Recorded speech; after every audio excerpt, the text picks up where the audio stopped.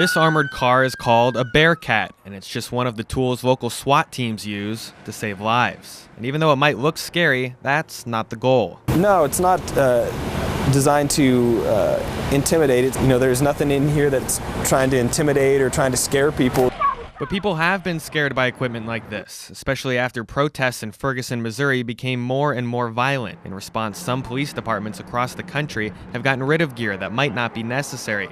But BPD says everything they use has a purpose. The collateral effect to the community, to the public, is taken into account with every decision that's made. We'd like to have that equipment and hope that we don't need it, as opposed to getting there and saying, man, I really wish we had that equipment. That would really help us right now. Sergeant Stratton wants it to be clear that the Bearcat is not a tank, and it doesn't have any weapons mounted onto it.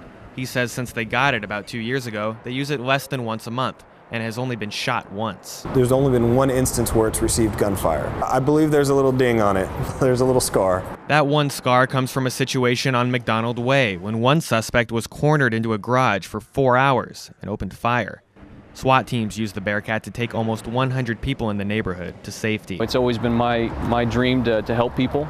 This is just one of the ways that I was able to do it. Matt Gregory was there the day of that shooting. He knew that this is what he wanted to do since he was a kid. You see the cool shiny things, and you want to get into that. The difference is now, instead of playing with toys, he's a grown-up that understands he's handling gear that affects lives. That's why he trains members of his team to prevent the same type of violence in Ferguson from hitting Bakersfield. Each incident is separate. We'd be able to handle a situation like that and hopefully handle it in a peaceful way. That's our hope in every situation.